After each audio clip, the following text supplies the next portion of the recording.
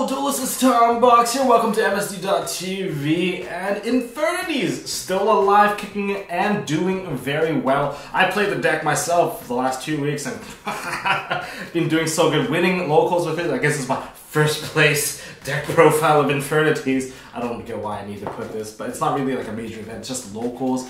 And to be honest, just a fair warning, I did get a bit sacky on it. I mean, like, I didn't dead draw. There are a couple dead draw that I will actually like point out during the deck profile. But I wasn't gonna make this video because Infernity FTK, who wants to get FTK in this game, and I don't want to advocate that, but because of the comments and Facebook, like, oh my god, just show me your FTK build. And some of you guys at locals doubted me that I didn't have enough damage. So the combo part of this video will showcase how you guys would have died anyway. And I'll also showcase some of the other things I did online to other people that I actually did at locals, so it's great.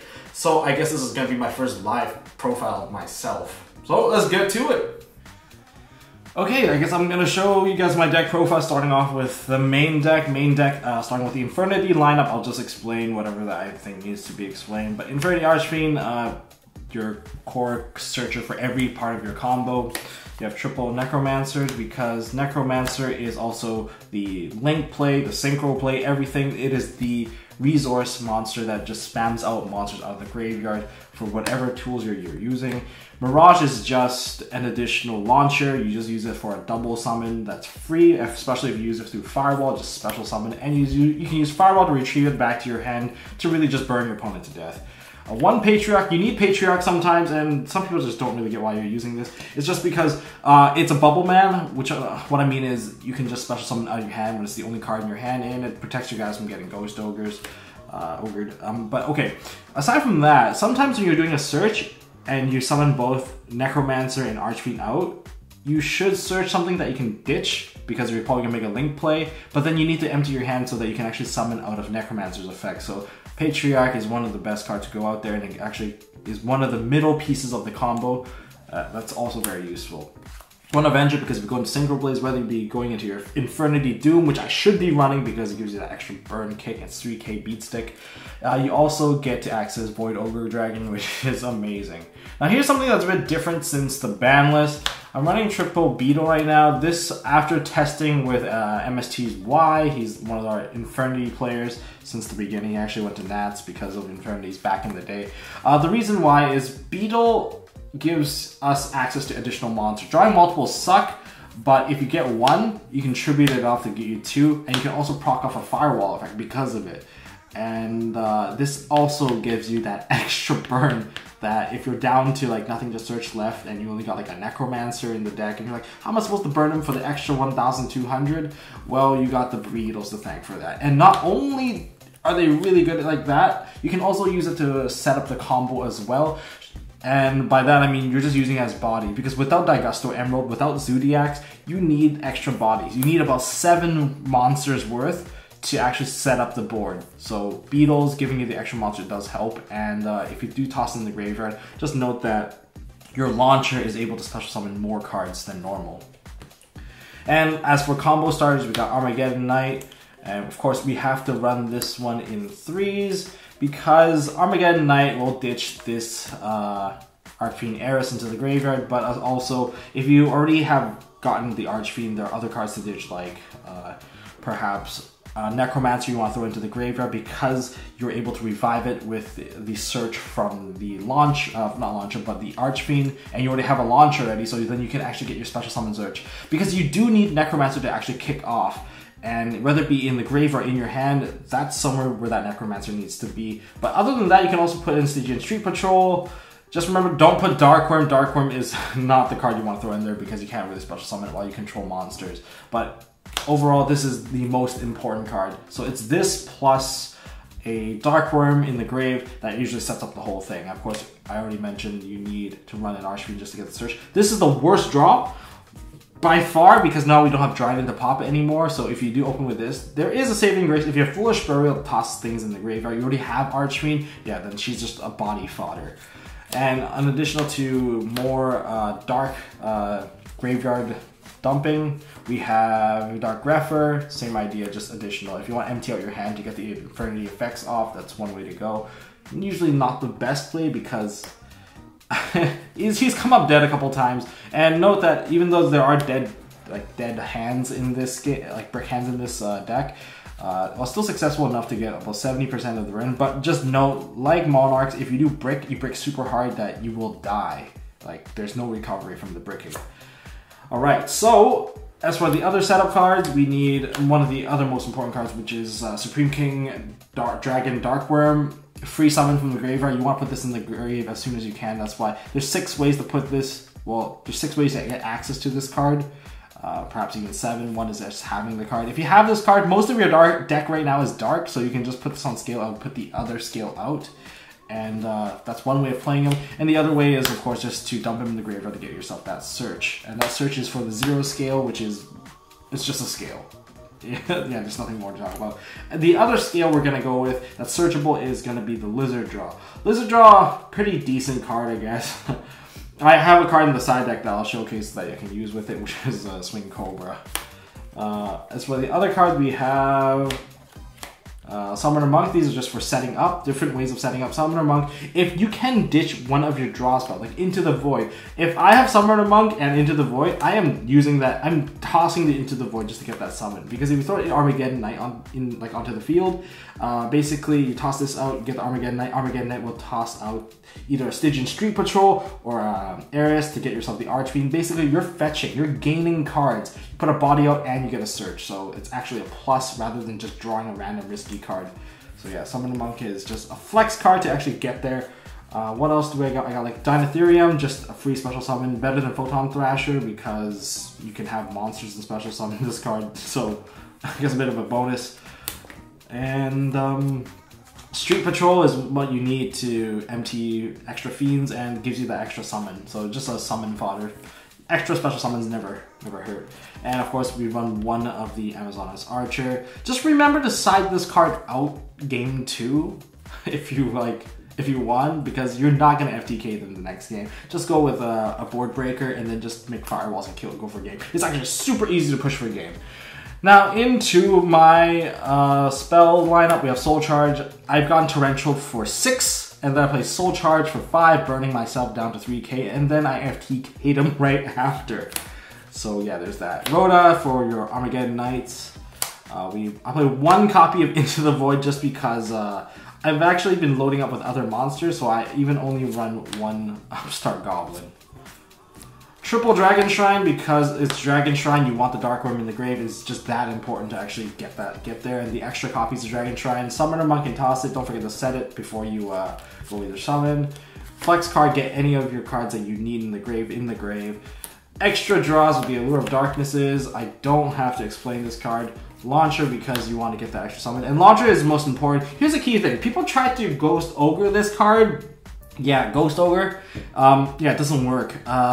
Cost to send it to grave, but you can't ogre the discard effect to send a Infernity monster into the graveyard. That you can do, but the summoning effect, yeah, you can't stop it with ogre. It's just not possible because of the cost.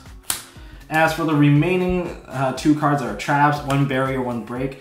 I actually need the break this time. I actually realized that I've gotten to a point where I search myself, like over searched.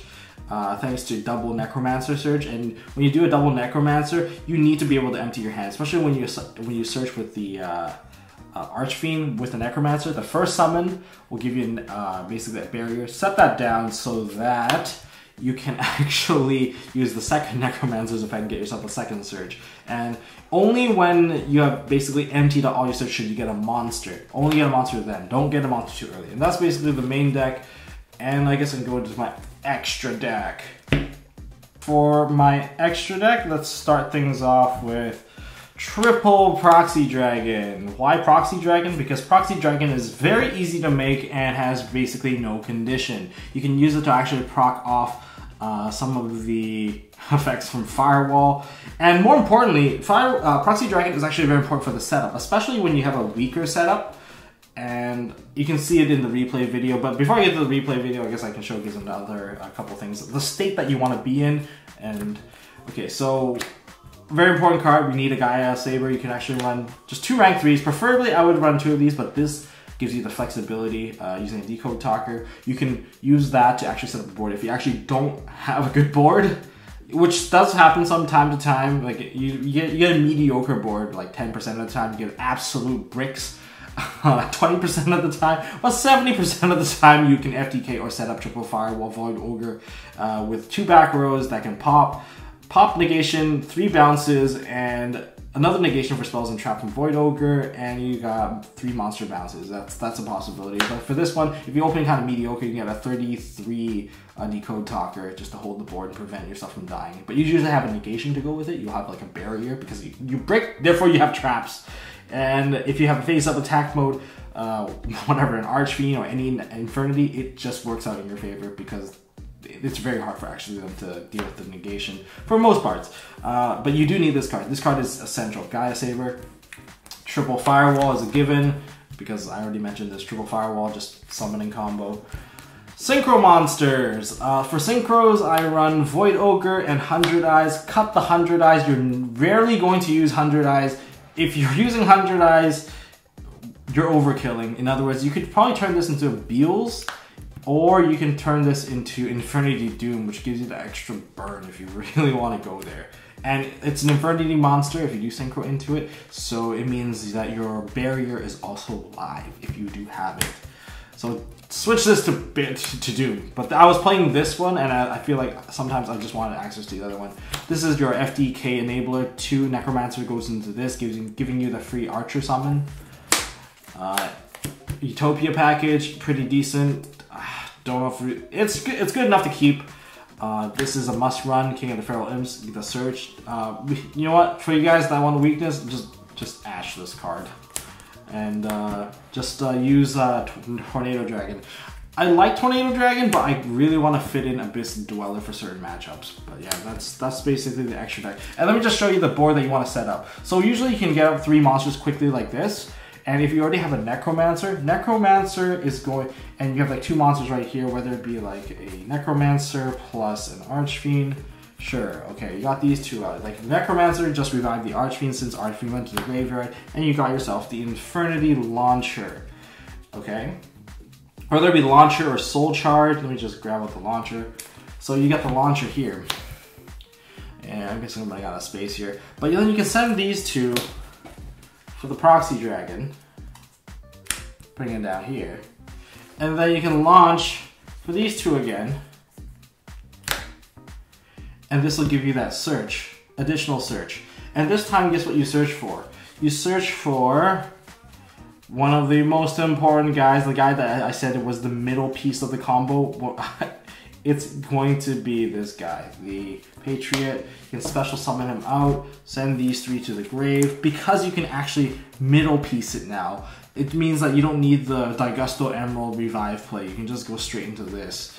And basically, this will set you up with the Firewall. Okay, and the main point is getting Firewall to this position where it is in the main monster zone. You use Necromancer's effect now. You get Infernity Archfiend, Archfiend's effect, yada yada yada. Start putting monsters on the board. You just go crazy with it, and you'll set yourself up with a Firewall. And don't forget, you can turn this Gaia later on in the combo into a Firewall, or you can just, if you really want to, extra link your opponent. It's a possibility, but not really with this deck unless you have like 2 guys. And that's it. Let's go into the combos.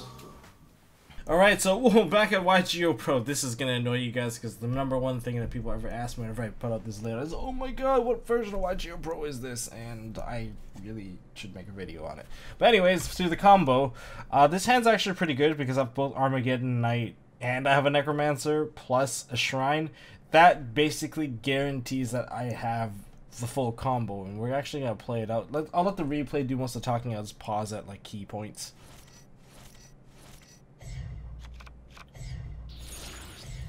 So start off with the Scale Search.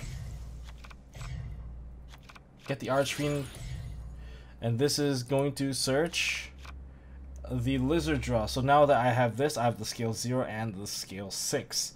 And I have a Pendulum summon of 3 monsters. And because one of those monsters is a Necromancer, I definitely have the combo. If you don't have Necromancer, it is a bit unfortunate. You have to find some way to actually dump that Necromancer. In fact, my build that I showed you earlier, I would actually recommend playing 2 Patriarchs. It's actually worth it, even though he's a vanilla. He is the middleman piece, and you'll see why. So we're gonna get a nice pendulum summon here, and luckily because I do have an Armageddon Knight with this combo, it's gonna give me a Stygian Street Patrol and a Patriarch. You see the Patriarch?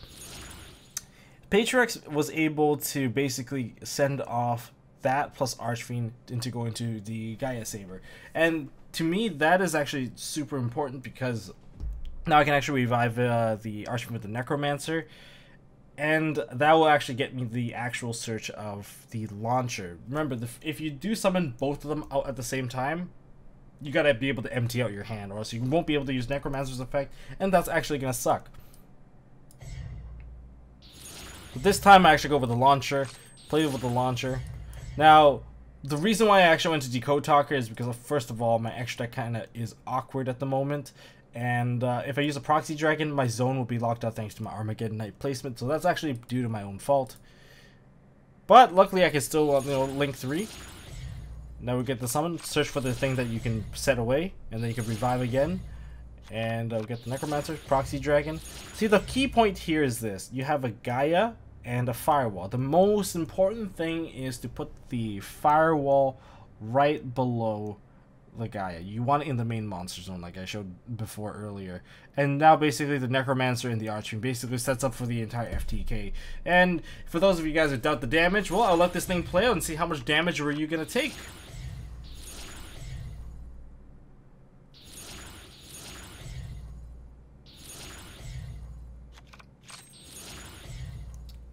And with the Gaia up top, you can actually get the double Necromancer play pretty easily.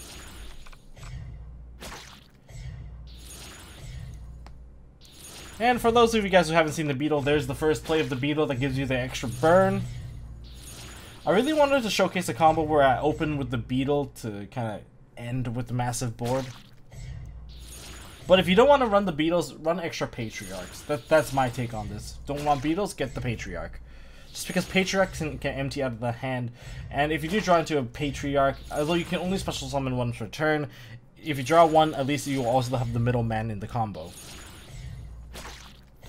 And this area is just a showcase. I could have went to Void Ogre easily in the combo, and I chose to do so then, but you guys kind of get the idea. So that's burning your opponent to death with FTK. I got another replay for you guys.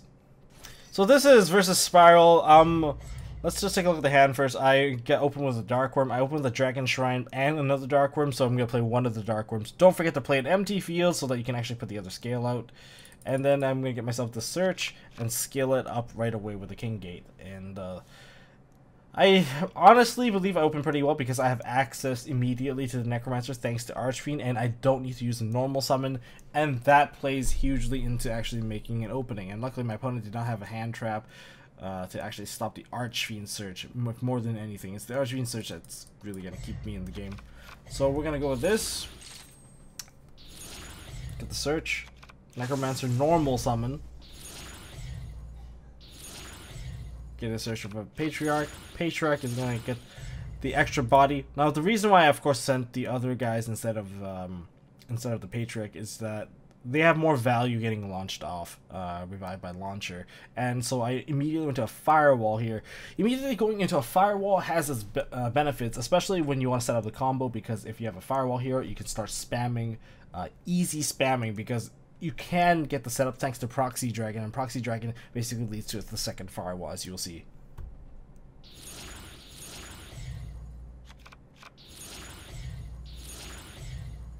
And there's the second Firewall. Now we get ourselves that Beetle. Although the Beetle was a bit excessive, it could have been a little bit early, and now I can actually set up my third Firewall right here if I really wanted to. Once I go into the... I actually tried to do an extra link, but then I realized I should have went into a Proxy Dragon instead if I wanted to extra link him. So what would have it looked like if I wanted to extra link? It would have been a... this would have been a Firewall, this would have been Proxy Dragon, and this would have been a Gaia. So then I would actually establish the entire extra link like that. But right now I have a 3-bounce Firewall, a 1-bounce Firewall, a 1-bounce Firewall, a Proxy Dragon that basically protects my entire board from getting wiped. My back row is basically protected. yeah, things are looking pretty good. So instead, I didn't actually get into a chance of going to Void Ogre because I got changed my mind halfway. Don't change your mind halfway, guys. And yeah, so now we get an Infernity Barrier, and I'll pass turn to my opponent since I can't burn him to death.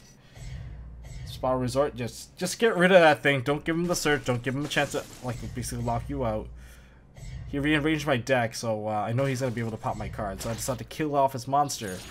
But since he put out a Destrudo, he's just trying to block Rose. I'm gonna kill off the rest of the board, and yeah, that's basically it. Decode Talker. Since he kind of burned himself halfway, let's burn him the rest of the way.